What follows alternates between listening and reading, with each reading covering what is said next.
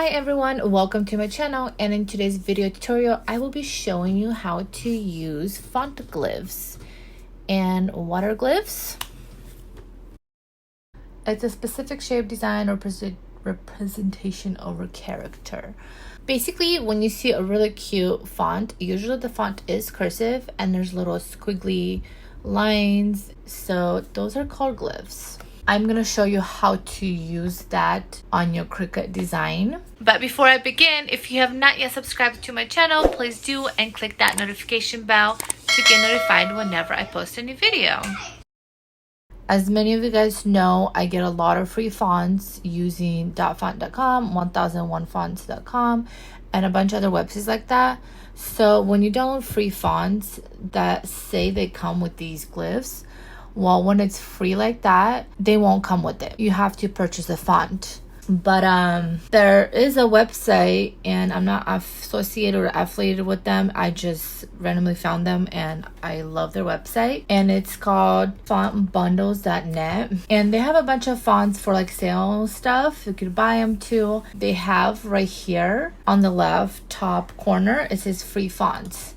So when you go on the free fonts, you could see over here what kind of fonts they have, and see some of them, like especially like the cursive ones, they have these little glyphs. And I kind of like to check this as much as I can, because a lot of the times these fonts are for sale, but they'll have days when these will be in the free fonts, and that's when I take advantage and I download it because it's free. Because in 2 days or in a day it could be like for sale again. So the free font I'm gonna use, I downloaded it yesterday. I'm not sure if it's still free. Okay, it's called Alberto, and see right here it's $6.50 right now. Yeah, so be sure to go check it out and quickly download it. Even if you're not gonna work with it that day, just download it. This font is awesome because it's really thick. So when you click on the free font, right here it says download free now. You're just gonna download it, and I have a Mac computer. I don't know, I haven't used a Windows computers for like over 5 years now, so I'm not sure what it will look like on Windows, but mine goes to my downloads. It's right here, and you could just click on it to open it, but I'm gonna go find it in my downloads. So here it is, and I'm gonna open the folder, and this is what it looks like. And right here a file called Alberto, and it says regular, and it says .ttf. This is the file that I need to click on, so I'm gonna double click on it to open it, and this is what opens up. And it doesn't show you glyphs, nothing. It just shows you this, right? And then you click install font, and on my Mac this is what opens up. This is called a font book. And now on here to the right, you can scroll down and see what kind of symbols it has, numbers, all the capital letters, small letters, and you're gonna scroll all the way down. And it has all these like special letters, and here you go. And they have all kinds of like letters with the curly squiggly lines. So I'm gonna leave this font book open, and then I'm gonna open my Cricut Design. If your Cricut Design was already open before you downloaded the font, you have to close the Cricut and open the Cricut Design again, because it won't show up on there unless you refresh. So here's my Cricut Design space. I'm gonna click insert text, and I'm gonna type in hello fall. I'm gonna change the font to right here. I'm gonna go under system, search fonts, Alberto. So this is how it looks like, right? And then I'm just gonna, the letter space, I'm just gonna put 0.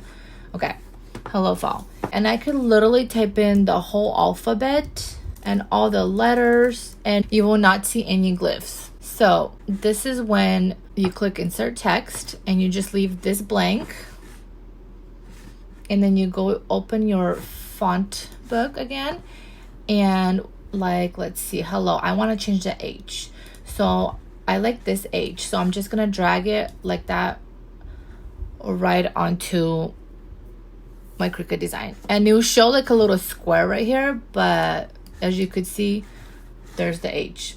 And then let's see if I scroll up, here's this H. I can't just drag it, so make sure your text is open.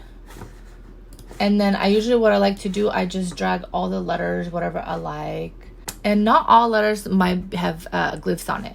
See, it goes in order. So see B, D, F. So there's no A or C. Anyway, I'm just gonna drag a bunch of H's. E, I like the E as is, and then the L.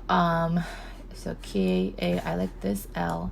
So basically what I'm doing, I'm just dragging a bunch of letters. What I am going to do with this, I'm going to end up messing around with it to see what I like. So I dragged whatever I wanted. Here's all the letters. Looks all funky together.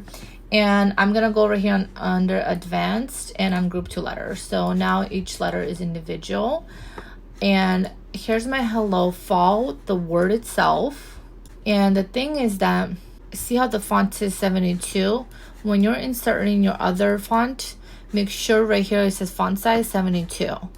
This is not, when you're working with it, it will not be by width and height, because look, the H right here is 0.8 wide, but then the F is 1.6, but both the fonts is 72.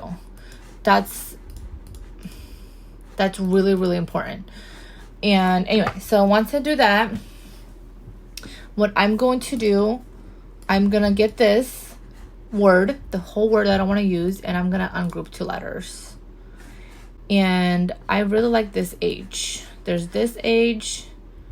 See, and I could just kind of mess around and see what I like. So I'm just gonna use this H instead. Okay, so I like how this looks, and I'm gonna go ahead and delete everything. And now I'm gonna select all of this and kind of make it larger so I can see what I'm working with. And now I want all the letters to be touching. So if I were to cut out like a cake topper or something, I want all the letters to be touching. So I'm gonna go ahead and move these closer. And you don't have to, because like if you cut this out in vinyl, you could use the clear transfer tape and you could transfer everything all together. But if you're making a cake topper, like a wreath decoration or anything, a lot of the times it's better just to have it as one full piece. And that's the thing what I like about these glyphs is that it's easier to make cute cake toppers, because you could have these little squiggly things touching the other letters, because otherwise you would have to be like that, and I just don't like that.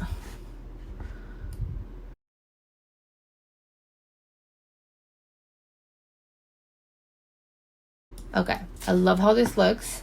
I'm gonna select all, and see this little black square right here, that's the color. And I'm just gonna change it to white, and then this way it helps me to see what is touching before I weld this image.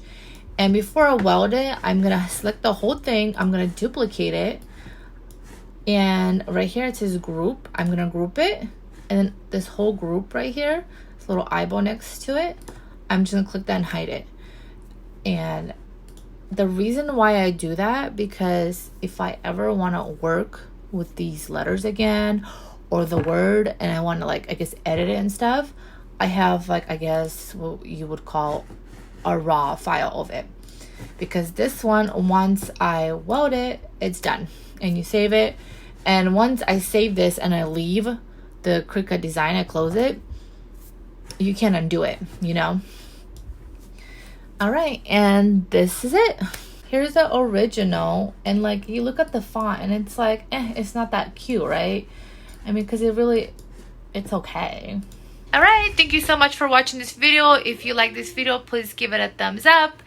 Also check out my website, www.zhannastar.com, where I make the cutest little baby accessories. All right, thank you. Bye.